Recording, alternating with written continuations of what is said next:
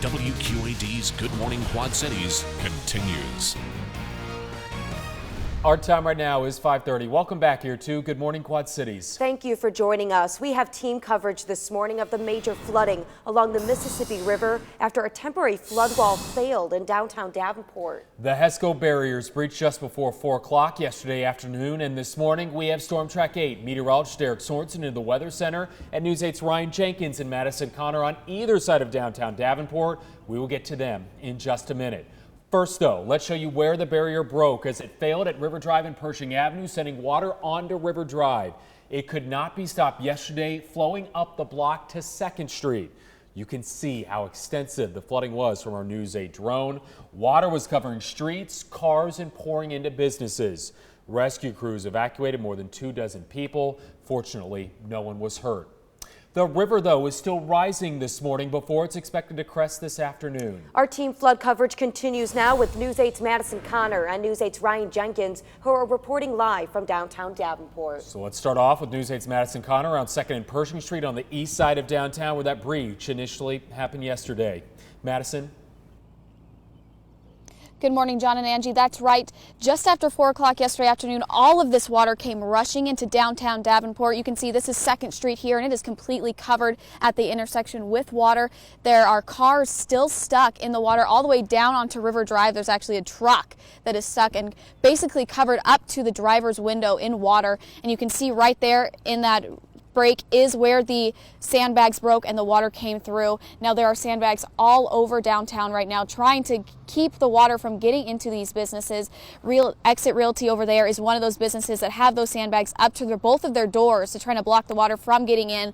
But right now the water is already here. It is going to be very hard to keep it out of your businesses if it isn't already in there now. Now this has caused millions of dollars worth of damage so far in some of these businesses, and right now this is all they can do is sit and wait and see what happens. Now, as Eric and Angie and I'm sure so many others have said, it is far from over because rain is on the way, and that is going to keep increasing and changing these water levels here. So for now, back to you guys in the studio. All right, Madison, thank you very much. Now let's head over to News 8's Ryan Jenkins, who's also in Davenport near Mary's on 2nd. That business, located on the other side of downtown Davenport, is also in the midst of a flood fight right now. Right, Ryan?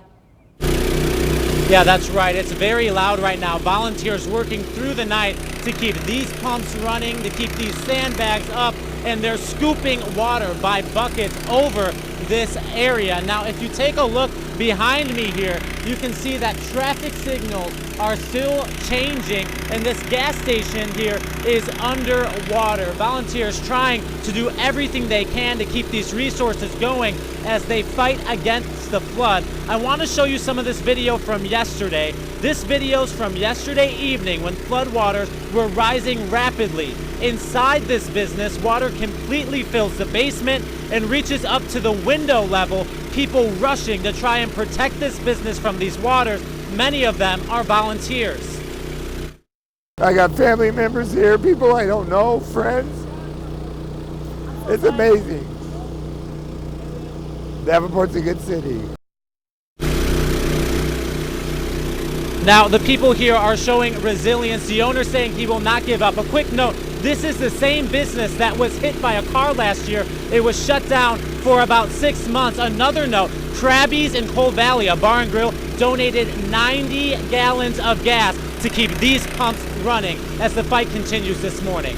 Angie? That is fantastic to hear. Businesses supporting businesses, people supporting people. Ryan, thank you. Davenport city leaders and the Scott County Emergency Management Agency are holding a flood briefing this morning at 10 o'clock. We are going to stream that press conference live on the WQAD Facebook page. Let's continue our team coverage now with Storm Track 8 meteorologist Eric Sorensen. And Eric, is there any more rain on the way today? Maybe a little bit, but I just had an idea, okay? Just from what Ryan was just saying. So I'm going to put this out here for everybody. If you know of a hero who is helping another business or a business helping a business, let us know. And we will give them a shout out. I think they need, so Krabby's in Coal Valley. Yep. Now I want to go there because they're helping out another business. Absolutely. And I think we're going to do more of these shout outs. So let all three of us know here and we will help to get that word out. Let's look at the area. The inundation zones. Blue is where we already had the flood water. The red is what happened just from yesterday. So those businesses are the ones that had no way to even prepare for this. We look at where the rain is for this morning. You can see it is pushing away. I don't see much of it happening for today. A few isolated showers or thunderstorms can't be ruled out. Look at this from the Quad Cities to the south. That's where the heaviest rain did occur, but that river is coming up. And look where we are right now. We're at the 4th highest level that we've ever seen the Mississippi River in the Quad Cities, and that could overtake 2001 pretty quickly. Rain chances for today, again, isolated, I think, at best. Our forecast actually is a little bit warmer, so that's good news for anybody who's working on the sandbag lines because it is cold. You get your feet wet and you don't get rid of that cold. Well, at least we'll have some sunshine today and highs up into the lower 60s, guys. All right, Eric, thank you. Well, our flood watch coverage continues right now. Basically, once the temporary levee was breached yesterday, there was nothing stopping the water from bursting through the streets of downtown Davenport. Emergency crews immediately jumped into action and into evacuation boats, rescuing people stuck in the water.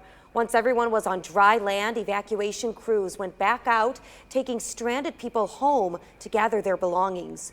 One business owner says he saw the levee break from his new business, the Half Nelson, that he was hoping to open yesterday. I was standing on the back and saw it break and started seeing the water kind of starting to flush like in front of the wall, and then it started to come this way, and then the alley flood.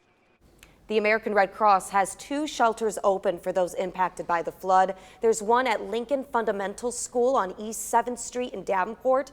The other one is at Bethel Wesley United Methodist Church on 13th Street in Moline.